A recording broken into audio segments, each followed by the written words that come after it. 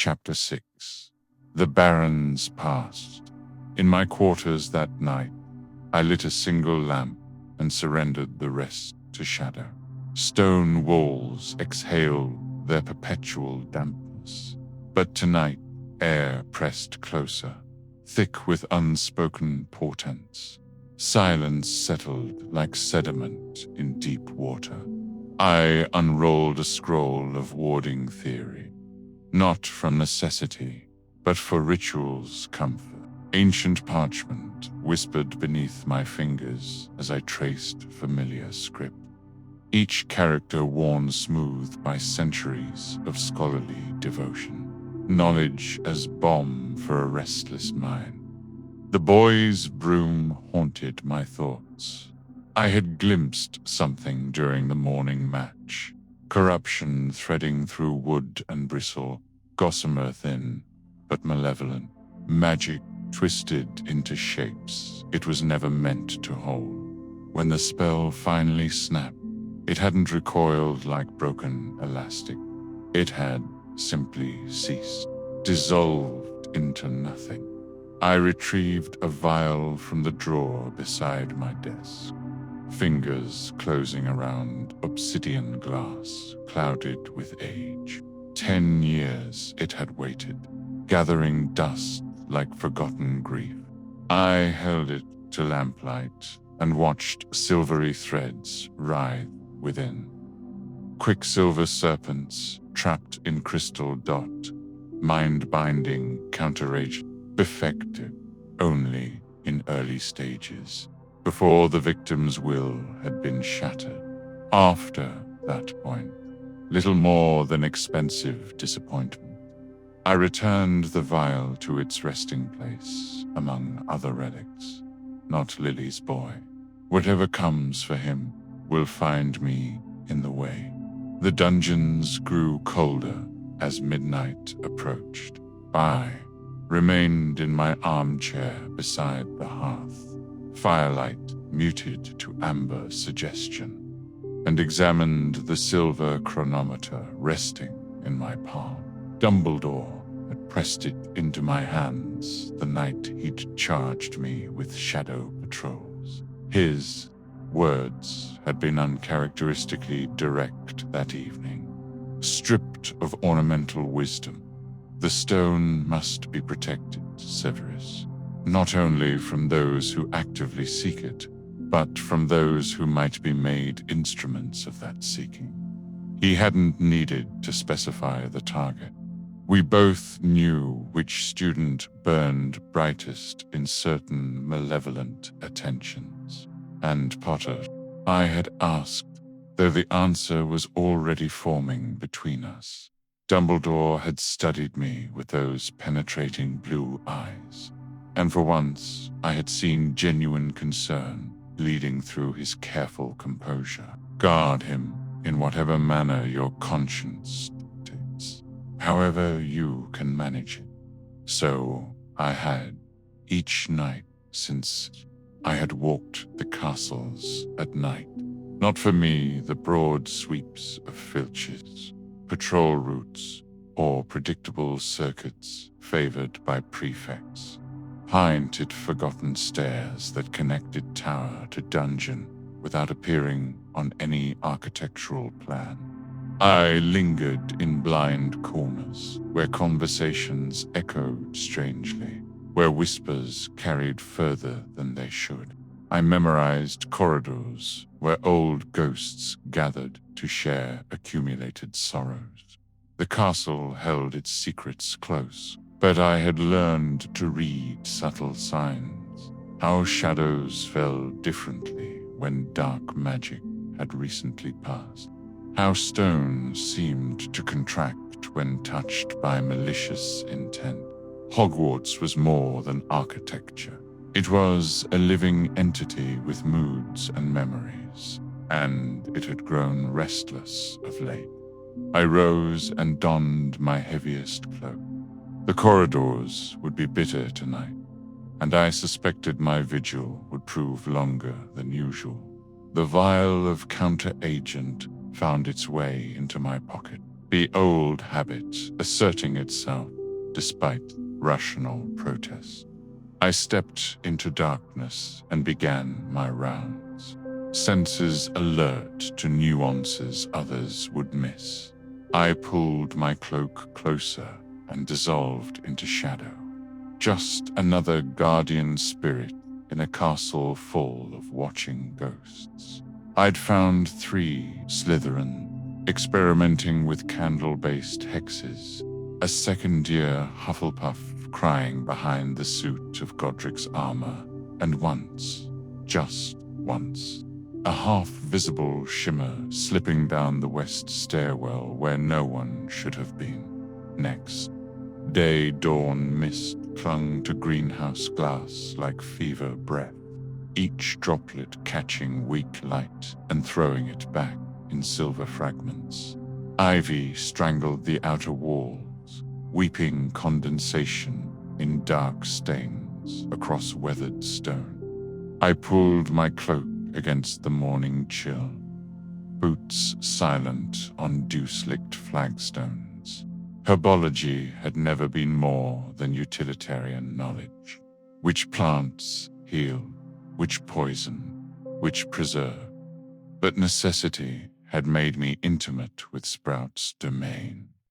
The potion simmering in my office demanded that pale fungus emerging only in these precious moments before sunrise, when frost-kissed soil and shadows held dominion. The bloody Baron materialized beside me without sound, his form translucent in grey light. Centuries of death had not dulled the aristocratic line of his jaw, or the weight of authority in his bearing. Those silver chains now bound him to these grounds. Early morning constitutional, his voice carried the hollow quality of wind through empty chambers. Necessity, I replied. The ghostcap will not wait for convenience. He drifted alongside me, the temperamental fungus. I remember when Sprout first cultivated it, 1973, was it? Took her 3 years to convince it to grow in British soil. I glanced at him. The Baron's memory stretched back through decades of Hogwarts history, an archive of forgotten details and buried secrets. You were watching. I watch everything, Severus. It passes the time. He laughed. Though I confess, your midnight brewing sessions provide more entertainment than most. That explosion last Tuesday was particularly spectacular. The wolfsbane required precise timing. Heat crept up my neck despite cold air. A moment's delay and the entire batch would have been ruined. No criticism intended. He raised a translucent hand. I admire dedication, even when it rattles portraits 3 floors above.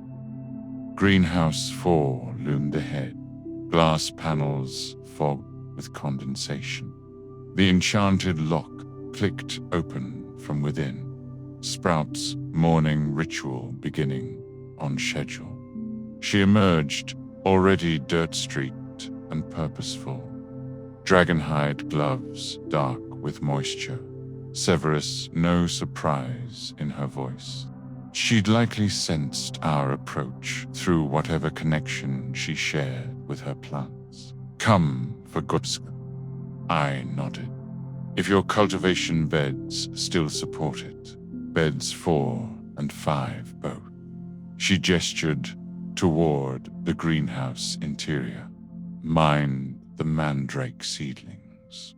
They've been fractious since the lunar cycle turned.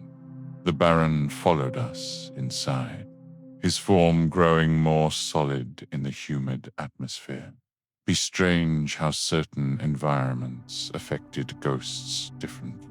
Perhaps it was the concentration of life force, still haunting Professor Snape's shadow. Sprout asked the Baron, as she led us deeper into the maze of growing tables. Haunting implies unwelcome presence, Baron said. I prefer to think of myself as companionship for the friendless. Friendless, I repeated. Sprout knelt beside a moss-covered bed, weathered hands gentle as she parted the green carpet. Beneath, ghostcap mushrooms curled like miniature spirits, gray-veined caps catching what little light penetrated the canopy above. Dozen enough? She asked, offering me her harvesting blade. Sufficient. I accepted the tool, noting how the silver metal seemed to absorb rather than reflect light. Ghostcap required specific handling, silver blades, runestone pouches, absolute silence during cutting. Muffliato, I muttered, rassing my wand. So Ghostcap won't hear our conversation. As I knelt to work, the Baron drifted. This place holds memories, he said quietly. I made the first careful cut. Most places do, yes, but these are particular. He paused, studying the Ghostcap with hollow eyes. Do you know how I died, Severus? My hand stilled. We'd never discussed his death directly, though rumors circulated through the castle. Albania, pursuing Helena Ravenclaw. Pursuing, he said. Such a gentle euphemism for obsession. I loved her, the Baron continued, or believed I did. Perhaps there's no difference when you're young and desperate and convinced the world owes you what you desire. I severed another ghostcap stem, placing it carefully in the runestone pouch. Love and possession are often confused. She refused me, the Baron said. She said she would never return with me. I couldn't accept it. His voice grew thinner. I followed her to Albania, convinced I could change her mind, convinced I could make her see that I was what she needed. My blade paused above the 8th ghostcap, and when persuasion failed, I killed her. Simple words, devastating in their starkness. I destroyed the very thing I claimed to cherish. Then you were executed, I said, by her mother's command. She was swift, he laughed bitterly. Though death proved no escape, my punishment was to remain here, to watch generations of students learn and love and live while I existed. Sprout rose from her work, soil dark under her fingernails. Penance has its own mercy, Baron. You've protected countless students over the centuries.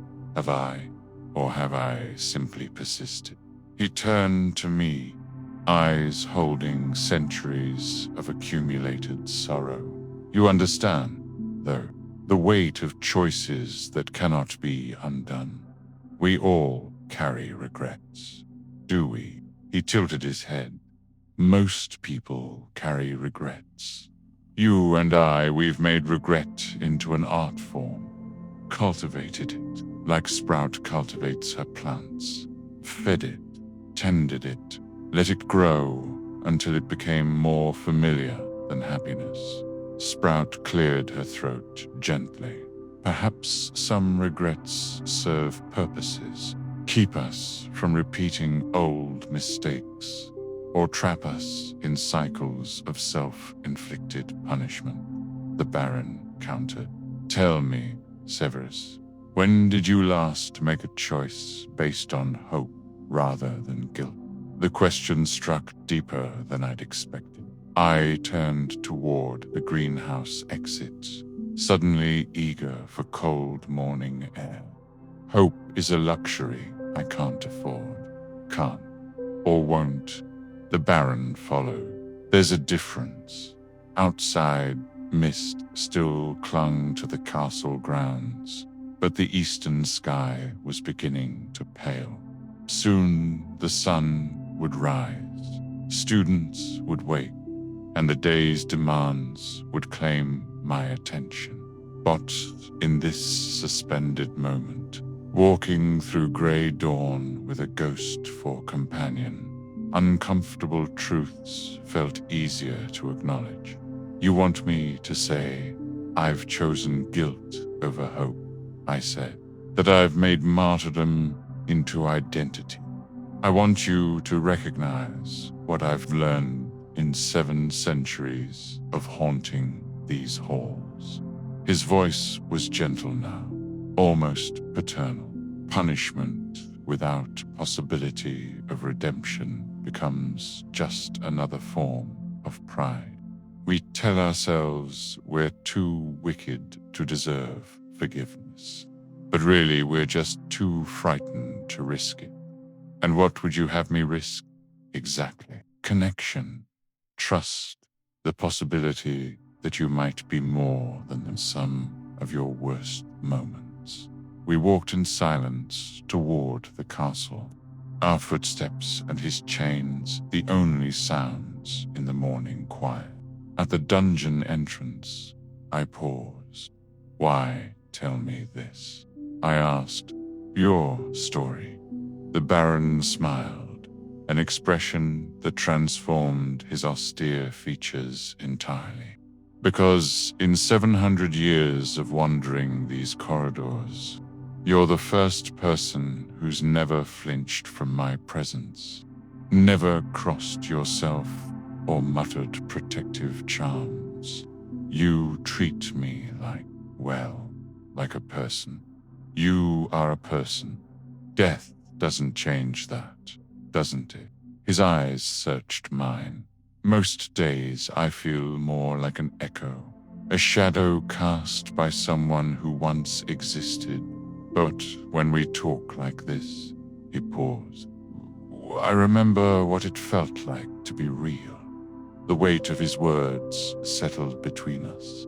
I understood, perhaps too well, the hunger for authentic connection, the exhaustion of maintaining masks, of keeping everyone at precisely the distance where they couldn't see your vulnerabilities or your desperate need for understanding. The students fear you, he continued. The other teachers keep you at arm's length. Even Dumbledore treats you like a useful tool rather than a trusted colleague. But you don't have to accept that isolation forever. Some wounds run too deep for healing, do they? Or do we just stop believing they can heal? He studied my face in the grey light. I killed the woman I loved and spent 7 centuries learning to live with that choice. If I can find moments of peace, perhaps you can find moments of hope. Hope, I repeated the word like a foreign concept. In what? In possibility. Pick in the chance that tomorrow might offer something other than repetition of today's pain. His form was already beginning to fade as true dawn approached. In the idea that Professor Snape might someday matter as much as the crimes of Severus the Death Eater. He moved directly in front of me then, his translucent form blocking my path to the dungeon entrance. When our eyes met, I saw centuries of accumulated understanding in his hollow gaze. As did I, he said quietly. And yet we both roam these corridors night after night, unseen companions in silence. No kin, no confidant, no one to remember us kindly. I didn't kill the woman I loved, I said, but I knew I was the reason for her death. No, the Baron whispered, his voice carrying the weight of absolute certainty. But you lost her all the same. And like me, you built your life around what remained. I turned from him abruptly, my steps harder against the flagstones. But his voice followed, thinner now, but unrelenting as morning mist. Loneliness is a curse few can see, but it leaves marks deeper than any blade. I didn't respond. I couldn't. The truth of it sat like a stone in my throat, too large to swallow, too heavy to speak around.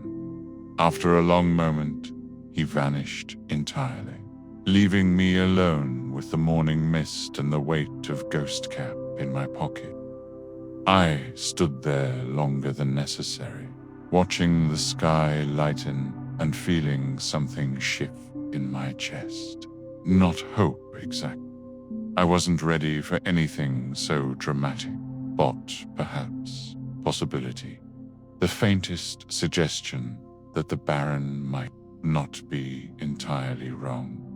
I walked into the dungeon depths, the ghost cap secure in my pocket, and something dangerously like hope stirring in my chest.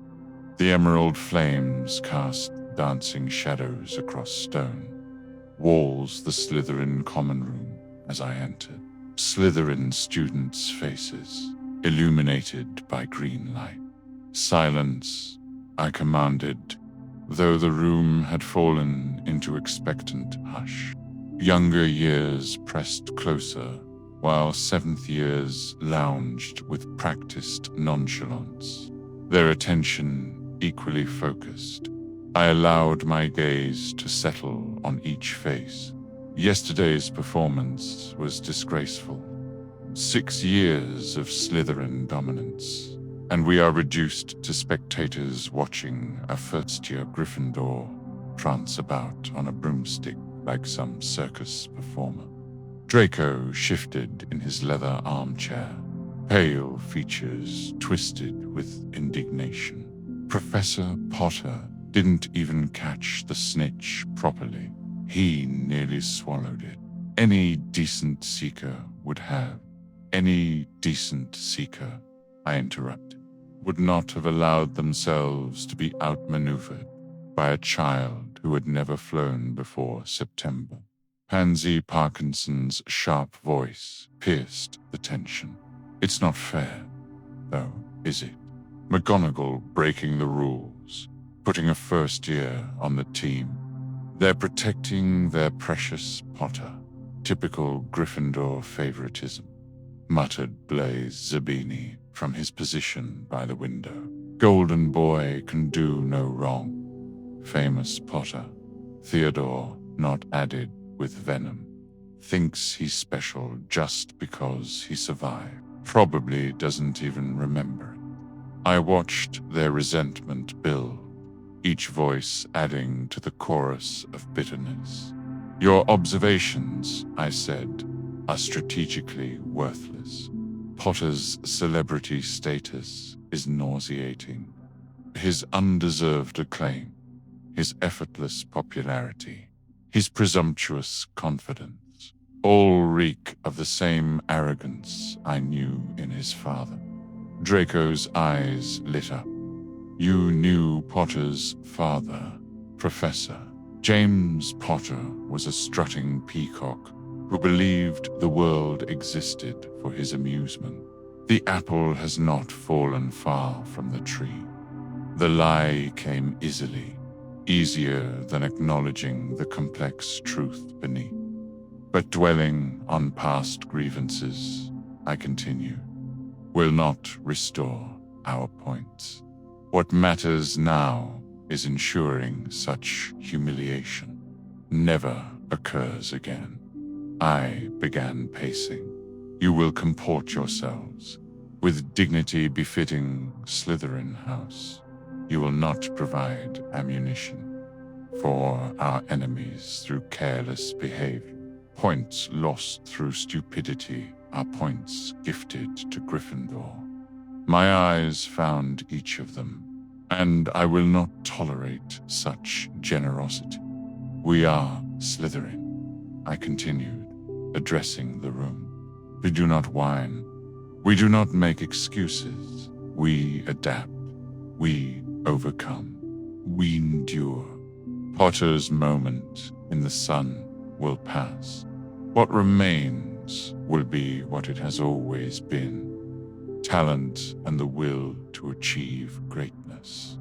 But before you are dismissed, I said, let me be clear about our path forward. I turned from the fireplace to face them. You will earn points. Every question in every class answered correctly. Every assignment completed to perfection. Every opportunity to demonstrate Slytherin superiority seized without hesitation. My voice dropped to its most dangerous whisper. I expect academic excellence from each of you. Draco straightened in his chair. Of course, Professor, we won't let you down. Good. Because let me be crystal clear. Any student who loses points through carelessness, rule breaking, or sheer stupidity will find themselves in detention with me until the Easter holiday. And I assure you, scrubbing cauldrons with your bare hands while I recite your failures is far less pleasant than you might imagine. A collective shudder ran through the younger students. Even Draco looked slightly pale. You are dismissed, I said finally. Remember what I have told you. Earn points. Avoid losing them. The common room emptied, leaving me alone with the serpentine shadows and the bitter taste of defeat that I would not soon forget.